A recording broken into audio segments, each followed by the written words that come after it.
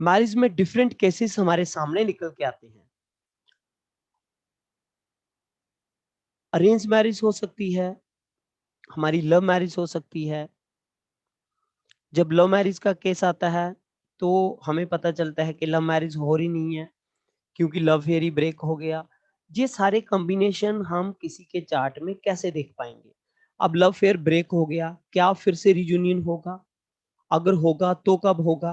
वो हम सब कैसे चीजें देखेंगे। आज थोड़ा सा हम फोकस करेंगे मैरिज के ऊपर। देखिए, कृष्णमूर्ति पद्धति में जब भी हम किसी इवेंट को प्रेडिक्ट करते हैं, सबसे पहला स्टेप होता है हमारा promise of the event. Promise mean, जब भी हम मैरिज की बात करते हैं, सबसे पहले जब हम सेवंथ गॉस्पेल सबलॉर्ड से देखेंगे, मैरिज का प्रॉमिस देखेंगे, क्या इसके जीवन में मैरिज जैसा इवेंट हैपन होगा, नहीं होगा। हाँ, अगर वहां पे प्रॉमिस आता है कि इवेंट होगा, देन वी प्रोसीड अहेड। फिर हम आगे सेकंड स्टेप पे जाएंगे। हमारा सेकंड स्टेप रहेगा, हम जाएंगे दशा भुक्ति अंतरा सूक्ष्म के इस व्यक्ति की मैरिज होगी। फिर हम दशा भुक्ति के पास जाके वहां पे उसको सर्च करेंगे, फाइंड करेंगे कि कब होगी। This is the second step. How to analyse the dasha bhukti antara, वो आना चाहिए आपको। Third step is the conjoined significators. And what is conjoined significators? The concept of conjoined significators mean those house which deals with the marriage. Just like, अगर हम example ले, marriage के लिए हमारा प्राइम हाउस कौन सा है? तो मैरिज के लिए हमारा प्राइम हाउस है सेवंथ हाउस, क्योंकि सेवंथ हाउस हमारा प्राइम हाउस है मैरिज का। उसके बाद आता है number two. Two is the house of family.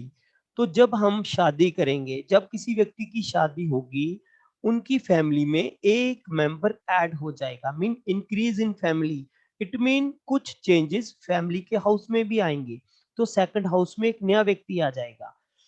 अब फैमिली, तो इसलिए सेवन और टू का भी सिग्निफिकेटर हम देखेंगे।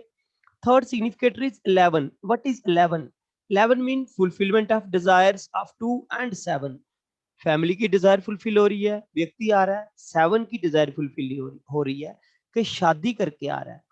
बट 11 इटसेल्फ, 11 का अपना भी एक मीनिंग है। दैट इज 11 हमें क्या बताता है? 11 बताता है हमें एग्रीमेंट, कि क्या हमें एग्रीमेंट सक्सेसफुल रहेगा।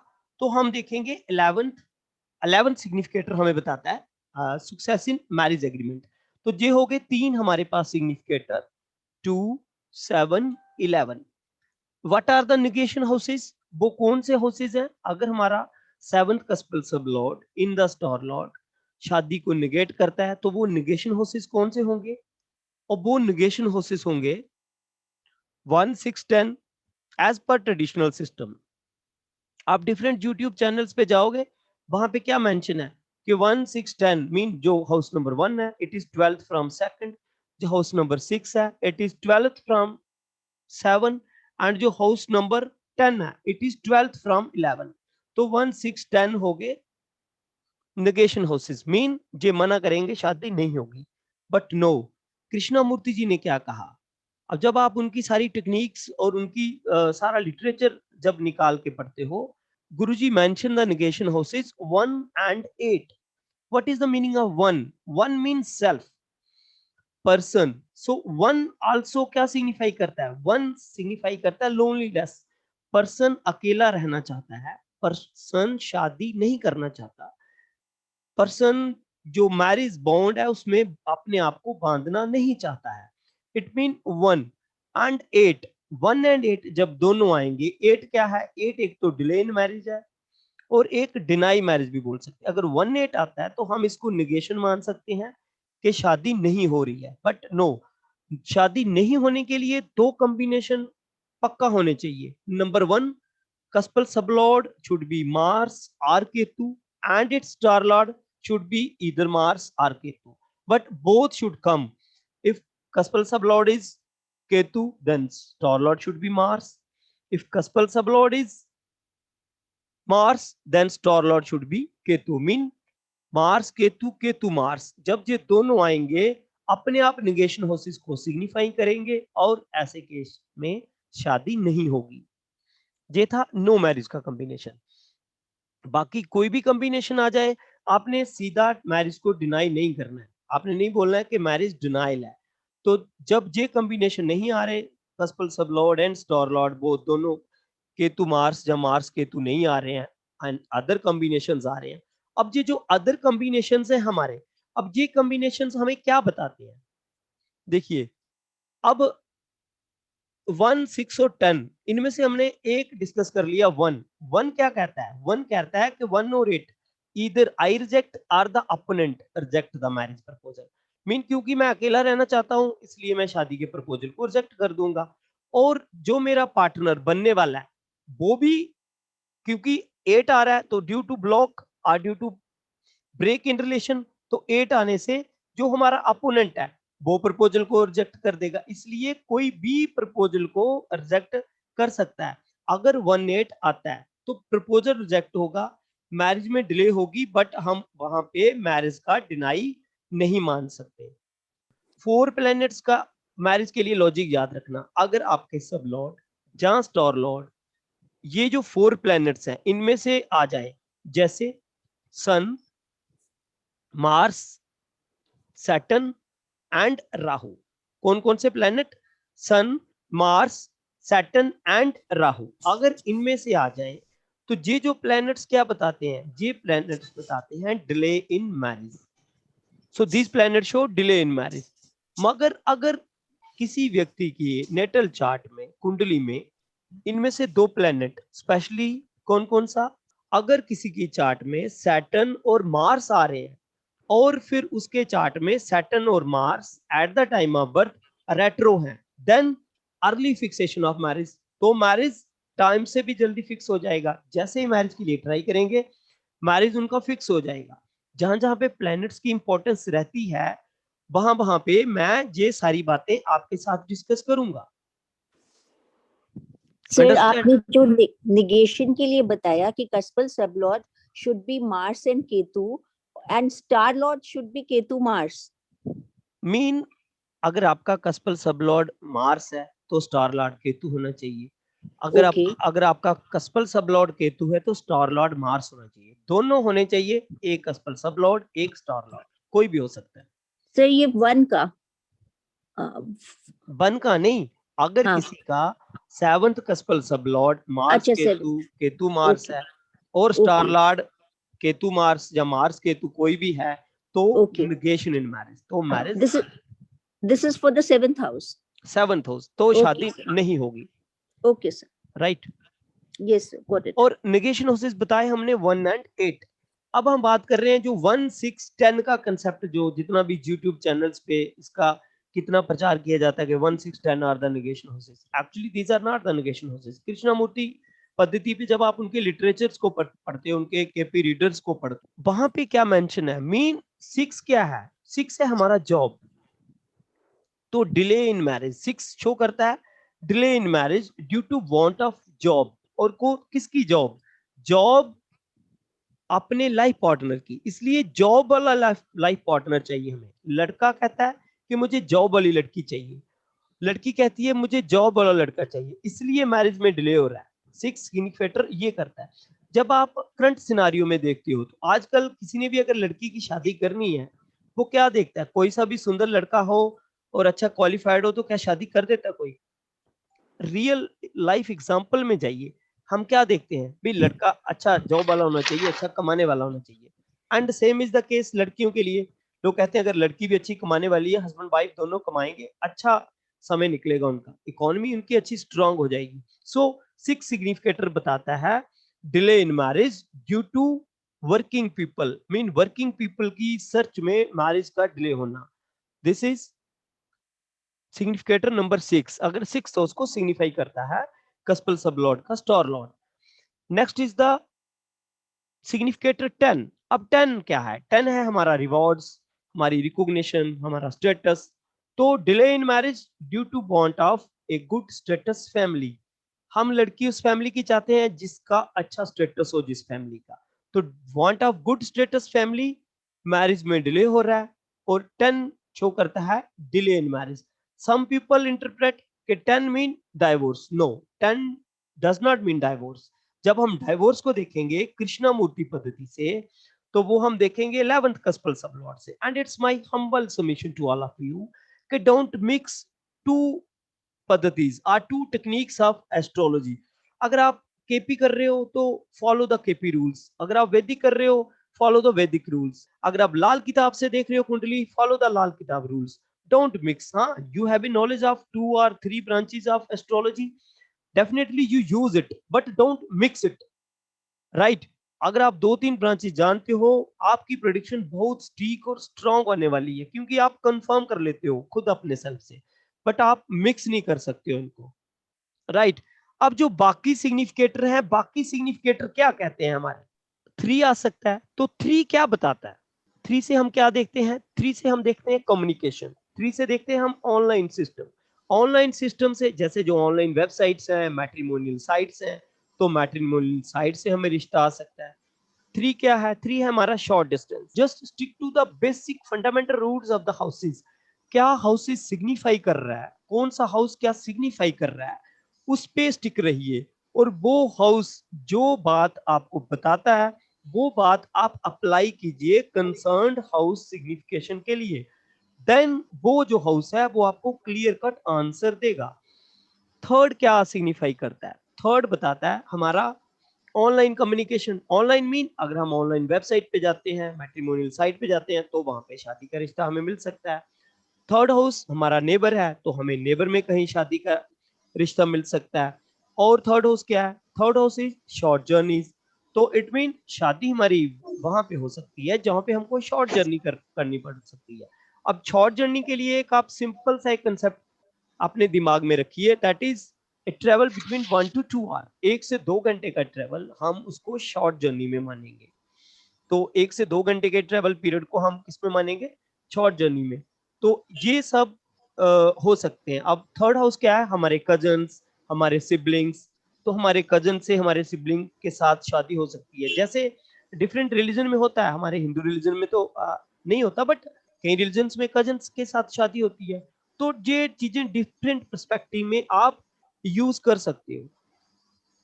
नेक्स्ट, अगर हमारा 4 सिग्निफिकेटर आता है, फोर्थ हाउस क्या है हमारा? फोर्थ हाउस हमारी माता है, मदर। तो मदर के द्वारा रिश्ता लाया जा सकता है, जहां मदर हमारी शादी में हेल्प कर सकते हैं। विद इन लोकेलिटी हमारी शादी हो सकती है, जहां विद इन सिटी हमारी शादी हो सकती है, अगर 4 सिग्निफिकेटर आता है। इफ सिग्निफिकेटर इज 5, अगर 5 सिग्निफिकेटर आता है, तो हाउस नंबर 5 क्या है? 5 में हम देखते हैं नॉन पर्सन।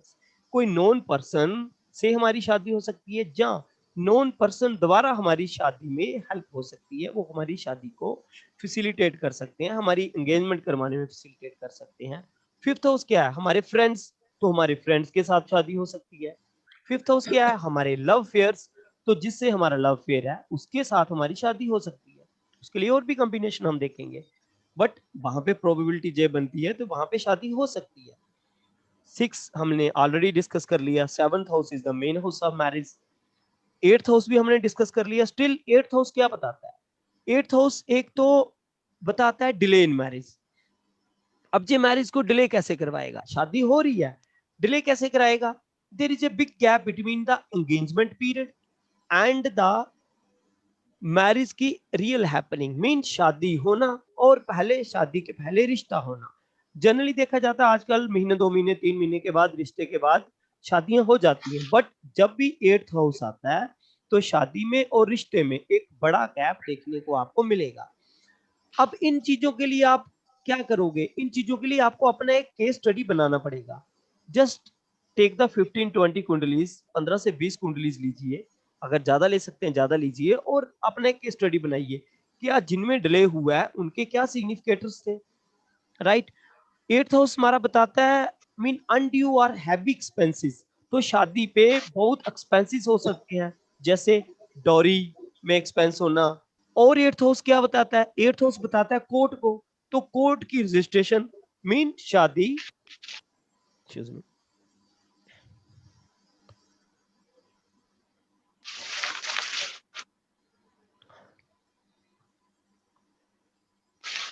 शादी कोर्ट रजिस्ट्रेशन द्वारा हो सकती है, कोर्ट में कोई व्यक्ति रजिस्ट्रेशन करवाएगा और कोर्ट में रजिस्ट्रेशन द्वारा फिर शादी हो सकती है। तो इसलिए हम हर एक हाउस के सिग्निफिकेशन से डिफरेंट चीजें देखेंगे। Then house number 9, house number 9 से हम क्या देखेंगे? हाउस नंबर 9 किसका है? फादर।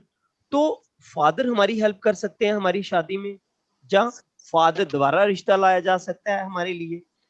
और जो 9th हाउस है, 9th हाउस से हम क्या देखते हैं? क्योंकि ये एक लॉन्ग डिस्टेंस का ट्रेवल माना जाता है, तो वहां पे travelling time generally 5 to 6 hour और 6 to 7 आवर का मान के चलिए। सो जब ट्रेवल दूर है तो इट मीन जब इतना लंबा आप जर्नी करोगे तो आप 2-3 स्टेट्स क्रॉस कर जाओगे। सो मैरिज इन अदर स्टेट्स, तो आपकी शादी दूसरी स्टेट में हो सकती है, राइट। 10 अभी हमने डिस्कस किया। Next point is the 11। 11 क्या है? 11 अभी हमने डिस्कस किया, एक मैरिज एक एग्रीमेंट है। और 11 जो हमारे अदर रिलेटिव्स हैं वो हमारी हेल्प कर सकते हैं हमारी शादी में। Then is the 12th house. 12th house क्या है? 12th हाउस है फॉरेन लैंड, तो किसी फॉरेनर के साथ शादी हो सकती है, जहां हम फॉरेन जाके शादी कर सकते हैं। और 12th हाउस हमें अननोन पर्सन को भी बताता है, ऐसा पर्सन जो हमने कभी उसके बारे में ना सुना हो ना उसको देखा हो, उसके साथ भी हमारी शादी हो सकती है। And in the current scenario, modern concept में अगर कुछ भी अप्लाई नहीं हो रहा है 12th हाउस का, तो हमारी डेस्टिनेशन मैरिज हो सकती है। आजकल नया एक कंसेप्ट आया है डेस्टिनेशन मैरिज का, तो हमारी डेस्टिनेशन मैरिज भी हो सकती है। अब हमारा सेकंड स्टेप क्या आएगा? सेकंड स्टेप आएगा जब हम मैरिज का प्रॉमिस देख लेते हैं, तो हमारे पास दो केस आते हैं। और जनरली आपके पास एस्ट्रोलॉजर्स के पास बहुत से लोग आपको पूछने आएंगे कि जो हमारी जो मैरिज है, क्या हमारी लव मैरिज होने वाली है या हमारी अरेंज्ड मैरिज होने वाली है। तो उसके लिए हम क्या करेंगे? उसके लिए भी हम पहले 7th कस्पल सबलॉर्ड पे जाएंगे, मैरिज का प्रॉमिस चेक करेंगे।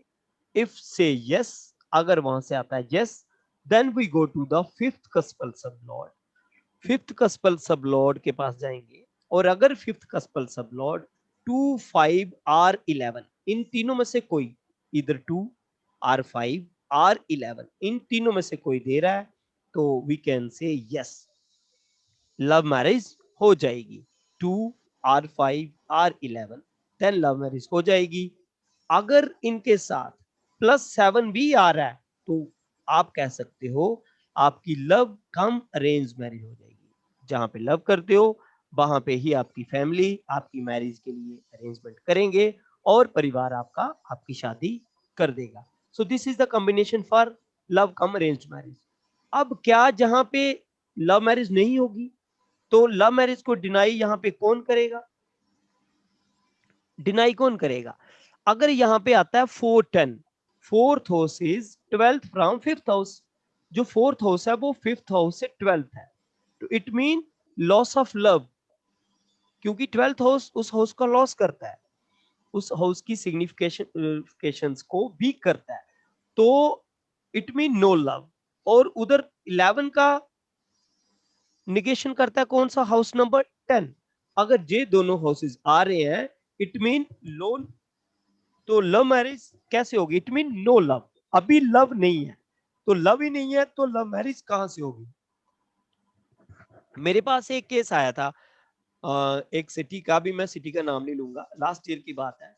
तो लड़की ने पूछा क्या मेरी लव मैरिज होगी, और I give her a very funny answer. मैंने कहा लव मैरिज आपकी कहाँ होगी, आपका लव ही नहीं है किसी के साथ। उसने कहा नहीं ऐसा नहीं है। मैंने कहा नहीं, आपकी लाइफ में लड़के आए, बट आपने लव नहीं, आपने उनको मेजर किया on the basis of their status, on the basis of their money and economy and all that. This is not a love.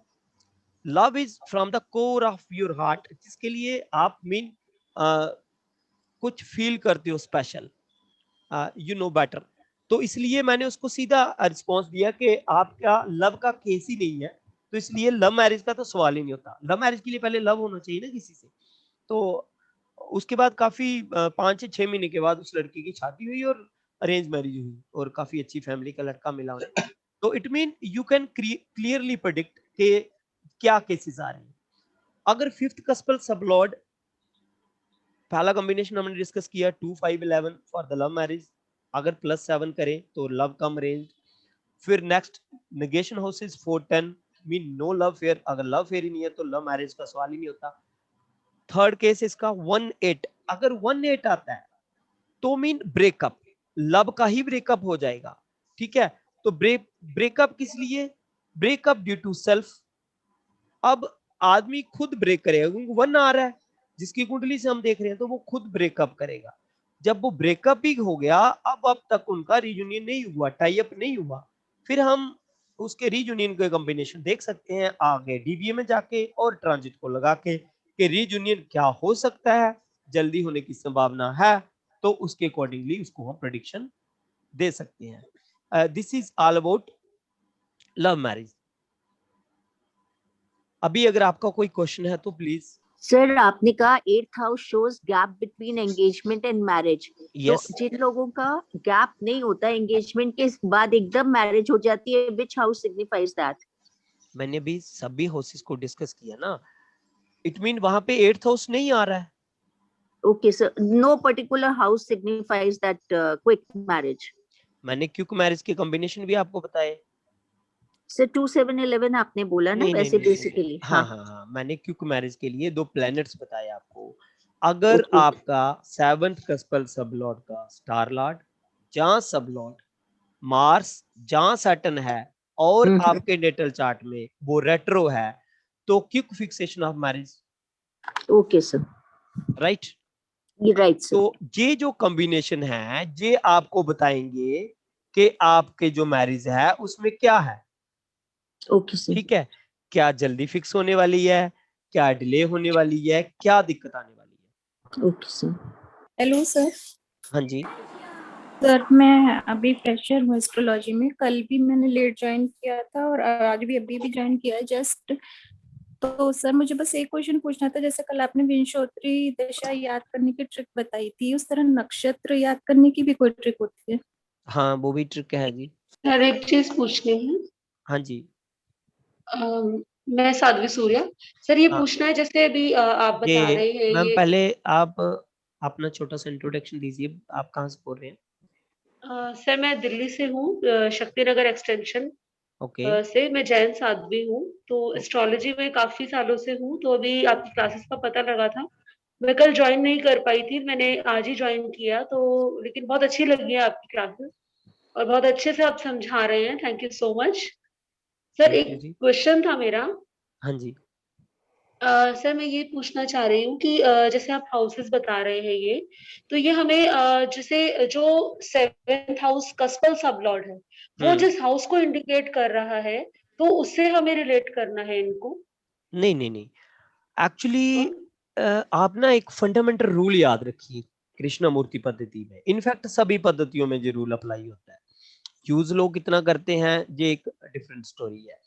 Planets सबसे पहले अपने नक्षत्र के रिजल्ट देता है, प्लैनेट्स सबसे पहले अपने नक्षत्र के रिजल्ट देता है और वो रिजल्ट बहुत स्ट्रांगली देता है। दैट्स व्हाई हमने एक कोटेशन बनाई है, कस्पल sub Lord in the star Lord. अगर मान लो किसी भी हाउस का, आप किसी भी हाउस, आपने लॉन्जिविटी देखनी है, आपको फर्स्ट हाउस का कस्पल सब लॉर्ड देखना है। मान लो कोई कस्पल सब लॉर्ड कोई प्लैनेट है ए, फिर हमने देखना है वो जो ए प्लैनेट है वो कौन से नक्षत्र में बैठा है। सिंपल भाषा में, वो कुंडली में किसी घर में बैठा है ना, 12 हाउसेस में, 12 हाउसेस में हमारे पास 3 लेयर्ड सिस्टम है, 12 हाउसेस है, पहला लेयर हो गया, ठीक है। 1 house is fixed, 2 house is fixed and 12 house is fixed. This is just like your rooms, आपके घर में कमरे फिक्स है, यस सर। व्यक्ति चेंज हो सकते हैं, वहां पे सोने वाले, सामान चेंज हो सकता है, क्या कमरा चेंज हो सकता है? No, no room sir. Can not be change. कमरे का कलर चेंज हो सकता है, तो कमरे के कलर को समझिए आप राशि, इज इट, कि राशियां चेंज होंगी, घर के रूम तो सेम रहेंगे। तो नंबर 2 लेयर आ गई राशियों की, और नंबर 3 लेयर आती है प्लैनेट्स की, कि कौन सी हाउस में कौन सी राशि है और कौन सा प्लैनेट है। इन तीनों को मिक्स करके हम प्रेडिक्शन करते हैं केपी एस्ट्रोलॉजी में। सिंपल मेथड सेम यहाँ पे। हम कस्प किसको लेते हैं? Cusp mean beginning of the house. Cusp mean beginning of the house. हमारा हाउस किसी राशि में स्टार्ट हो रहा है, उस राशि की कोई पर्टिकुलर डिग्री है, मिनट है और सेकंड है। मान लो हमारा हाउस राशि नंबर 9 से स्टार्ट हो रहा है कोई, तो 9 नंबर जो राशि है वो उसका राशि लॉर्ड कौन है? Jupiter. It Yes, mean sir. राशि लॉर्ड इज जुपिटर। मान लो जो हमारा हाउस 9 नंबर है वो एक पर्टिकुलर डिग्री पे स्टार्ट हो रहा है, तो एग्जांपल के लिए हम ले लेते हैं वो 1 डिग्री पे स्टार्ट हो रहा है। Yes. अब 1 डिग्री पे स्टार्ट हो रहा है तो 9 नंबर जो राशि होती है उसमें 3 नक्षत्र होते हैं, केतु का, वीनस का और सन केतु का का। नक्षत्र होगा। राइट, केतु का नक्षत्र होगा। वेरी गुड विकास जी। तो केतु का नक्षत्र कहां से होता है? 0 डिग्री 9th राशि से लेके 13 डिग्री 20 मिनट तक। राइट। Right. अब 0 डिग्री से लेके 13-20 तक केतु का नक्षत्र होगा। अब हमारा प्लेनेट है 1 डिग्री पे बैठा कोई, ठीक है। अब केतु में पहले केतु का सब लॉर्ड आएगा और केतु का सब लॉर्ड होता है 46 मिनट 40 सेकंड का। हमारा 1 डिग्री पे, इट मीन केतु में केतु का सब लॉर्ड तो निकल चुका। अब केतु में किसका सब लॉर्ड आएगा? वीनस का सब लॉर्ड आएगा। तो वहां पे जो क्वेश्चन बन के सामने आएगी, sign lord Jupiter, star lord Ketu and sub lord Venus. Venus. Right. Right. Venus is the real god. Venus is the real god of the house. वो उस हाउस का प्रोटेक्टर है, वो उस हाउस की बातें आपको बताएगा, वो जैसा कहेगा वैसा हाउस आगे लाइफ में चलने वाला है। अब हम वीनस को देखेंगे कि वीनस की पोजीशन क्या है कुंडली में। अब वीनस किसी हाउस में बैठा होगा, वो जिस हाउस में बैठा है, मान लो वो हाउस नंबर 1 में बैठा है और वो 29 डिग्री पे बैठा है। हाउस नंबर 1 में बैठा है और 29 डिग्री पे बैठा है। हाउस नंबर 1 अगेन जो फायरी साइन है, तो हाउस नंबर 1 में भी 0 डिग्री से 13 डिग्री 20 मिनट तक केतु का नक्षत्र, 13 Yes, sir. डिग्री 20 मिनट से लेके 26 डिग्री 40 मिनट तक वीनस का नक्षत्र, और 26 डिग्री 40 से लेके 30 डिग्री तक सन का नक्षत्र। तो वो जो वीनस है सन के नक्षत्र में बैठा है। वीनस क्या बोलेगा? जो सन कहेगा। Okay. वीनस क्या बोलेगा? जो सन कहेगा। इसलिए वीनस ने वो सारे सिग्निफिकेटर देने हैं जो सन ने देने हैं। अब सन क्या बोलेगा? अब सन क्या बोलेगा? सन वो बोलेगा, सन जिसके नक्षत्र में खुद बैठा है। हमने सन की प्लेसमेंट देखनी है। तो कितनी स्टेप थ्योरी हो गई? तो पूरा पूरा स्टेप बाय स्टेप हम आगे बढ़ते जाएंगे। हाँ, यस। तो सन हमने देखा, सन कहां बैठा है? तो हमने देखा जो सन है वो मान लो 12 नंबर साइन में बैठा है और वो 25 डिग्री में बैठा है। तो 12 नंबर साइन में 25 डिग्री में मरकरी आता है, मरकरी का नक्षत्र आता है रेवती नक्षत्र। तो सन, वो जो वीनस है ना, उसका सबसे पहला स्ट्रॉन्ग सिग्निफिकेटर पता कौन बनेगा? वो 12 नंबर राशि में जहां मरकरी बैठा है वो पहला स्ट्रॉन्ग सिग्निफिकेटर बनेगा। दूसरा स्ट्रॉन्ग सिग्निफिकेटर इटसेल्फ सन बनेगा, ठीक है। तीसरा स्ट्रॉन्ग सिग्निफिकेटर अगेन मरकरी की दोनों राशियां, राशि नंबर 3 राशि नंबर 6 जिन हाउसेस में बैठी हैं वो हाउसेस बनेंगे। और फोर्थ नंबर पे सिग्निफिकेटर बनेगा अगेन जहां पे सन की राशियां बैठी हैं। बात हम कहां से शुरू की थी? वीनस से। पहुंच कहां गए? वीनस से सन के पास गए, सन से मरकरी के पास गए। Yes, sir sir. हम जो बिगिनर Thank you है so much. उनको आ जाएगा सर केपी सिस्टम? पूनम जी कहां से बोल रहे हैं आप? मैं महाराष्ट्र से देऊलगांव राजा से हूँ सर। वीडियो ऑन करिए जरा। जी सर। पूनम जी एक दिन मैं भी तो बिगनर ही था। नहीं पर सर कैसे, हमें कुछ पता नहीं और हमारा फर्स्ट क्लास है, इसके लिए थोड़ी इनसिक्योरिटी और एक डर पर इसलिए ऐसा कुछ नहीं है, जो भी काम करना है स्लोली करिए और एक प्रॉपर प्रोसीजर को फॉलो करिए। and I assure you within 3 months I trained you to train other people.